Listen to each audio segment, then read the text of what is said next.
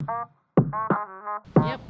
I think that is, yeah. I think if you, yeah, basically if you want to give up, it's when you're all done and done with lah. But not because of whatever circumstantial things that going on around you, right? So I actually have one more question, yeah. This is for both of you as well. I'll start with Corinne. So what would be one piece of advice that you would give to you 25-year-old? Yeah, 20 years ago. I'll say like, I don't know, man. I mean, I would say you silly girl. I would say that. I probably not too hard on myself, but I was in my 20s. I was such a sort of like curious explorer, but like no boundaries in the sense that I didn't know, even I get slapped on the face and I go like, you know, and my in terms of ambition, it was kind of blurred. I wasn't the kind of person who were like, that's it, I'm gonna get it. So they, you know, I was kind of a little bit blur, you know. So if I go back to then, yeah, I would say you silly girl, you know. One hand is like, I found something I really love doing, but I didn't quite understand that there is a business behind it. So I was kind of sinking, you know. I was in another country and I was actually doing really well at first until I felt like kind of judged. I was kind of a neither here nor there. Everyone was going like, if you got to be this race or that race, it's got to be like this, it's got to be like that. Back then, in early 2000, I mean, you guys have it more fortunate than us lah. I mean, I'll just share with you, you know, after Singapore, I was here and then I was in Singapore. I studied drama in Australia. I had a chance to go to the West, and sometimes I wonder whether I should have gone, but I didn't, because at that time I felt that anybody who are Asian, and it doesn't matter if you're mixed or whatever, so long as you're Asian, you always get token roles. So I used to live in a house full of actors. We're all from different countries.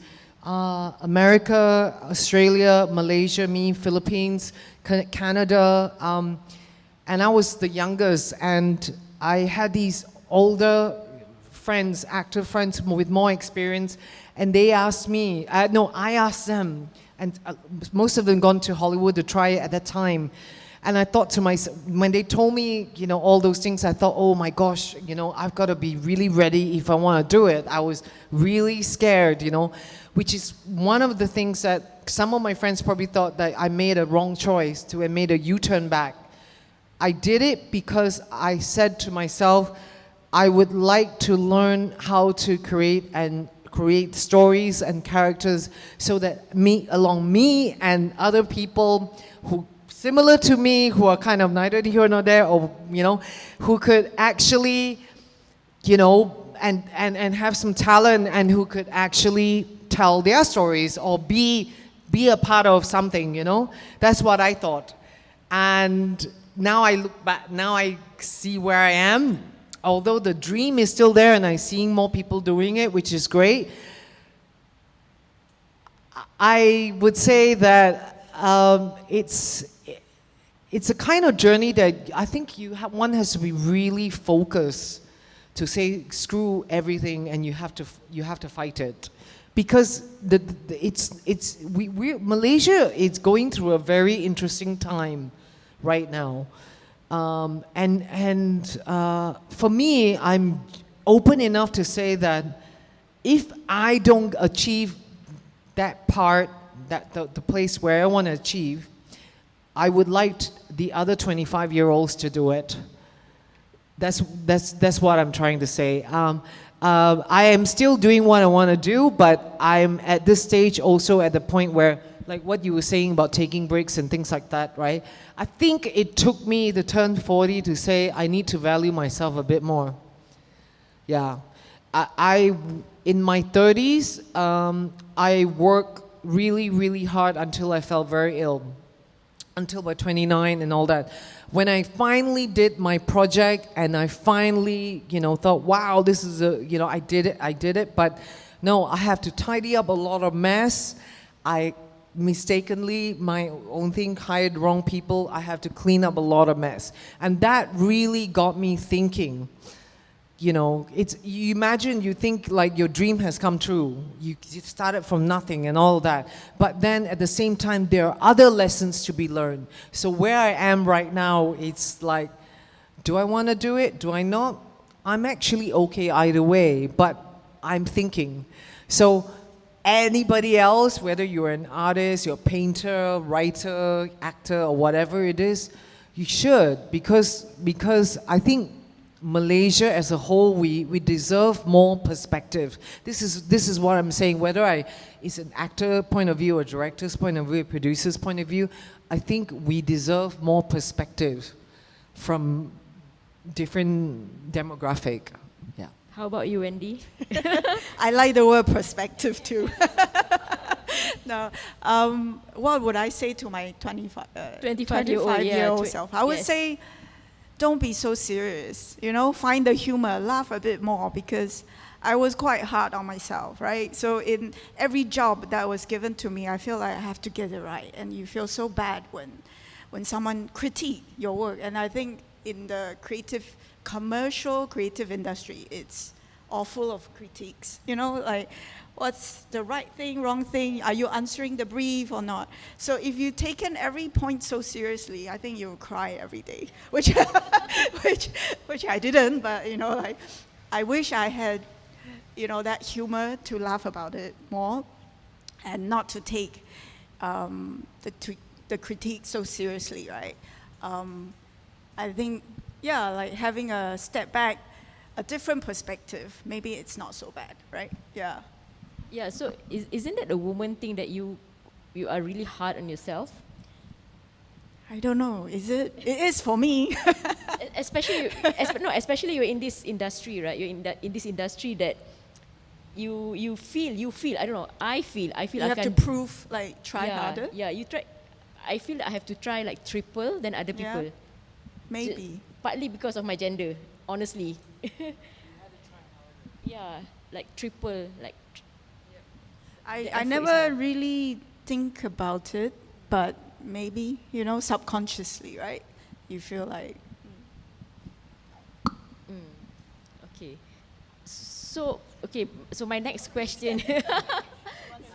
I think I can relate to you, because I think if you're talking about the entertainment industry, yes. Especially if you want to make a certain kind of difference, yes, I agree.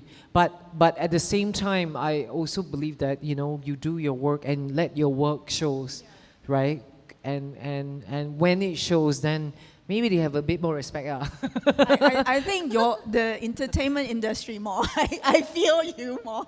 I think. But then advertising today, is there like kind of, are there many women at They the top are, level but now? not many. Right? Still not many. Not there many. you go. So Goes to in entertainment business. All the top levels people are, you know, Yeah. from the baby boomers to the. I mean, it's true. I mean, Yeah, it's you true. have to, which is why it's good that you can do your own thing, like creatively, without having to, how do you say, depend so much on other people. Like, for example, painters. You paint stuff, right? You don't need those, you know, big studio heads or whatever to buy them. If you paint it and you have, like, let's say the people here, they buy, then that's good. Then you have, you know, you've done a good job. You've sold your work, right? But it's a bit different, entertainment business. And creative, I think because the creative spectrum is so big, some parts you are really kind of dependent on those lot, yeah. Yeah. So actually that's why the reason why we invited you here is to inspire more women to go forward in this creative industry, because it's demanding and it's not easy, right? So that's why we decided to do this dialogue and just have a little bit of chat and and share your experience as well. So one question that I have is, how do you build this resilience actually? I think that is not, something that is easy to do, but somehow we'll see the both of you manage to, I think Wendy can laugh it off now, right? so yeah, how did you build that particular resilience to be able to be where you are now? Okay, I feel that women don't really think about that. We just do, execute, and we achieve. But maybe you can just take like a step back and look back. Is there any particular thing that you do to build that resilience to get where you are today?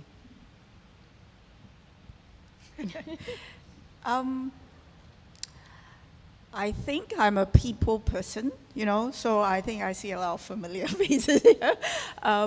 So for me to build that resilience, resilient is a new age word, Like we didn't have that. It was just, I think it's find people who you work well with, or people who you feel you can have a dialogue or link on, like you have chemistry with, and stick together. Like I think it has to be, when you are working,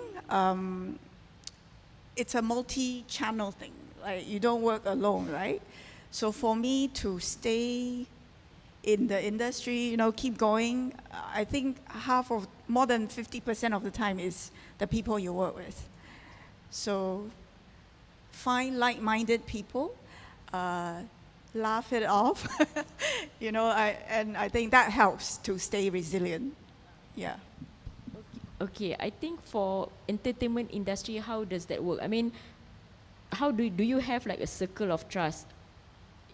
I think, circle of trust. Like I think in creative industry, in creative department, we somehow find that, one way or the other, we'll find that circle of trust because that is the most important thing, because it's a teamwork, right? So that's how actually we build the resilience, because we are in it together. So how about in the entertainment industry? How do you build that? I agree with regards to because a lot of it has got to do with teamwork, and the part of the resilience definitely is to be around like-minded people. However, when it comes to, I think if you talk on the whole as a person, it's a very good question actually, because I didn't realize until recently. You know how we always thrive on, we succeeded, we're successful, we thrive on the success, right? But little did I realize that some of my resilience was built on the rejections I've gotten, the failures I've had, and a lot of the, what you call the lessons, the pengajaran that I got,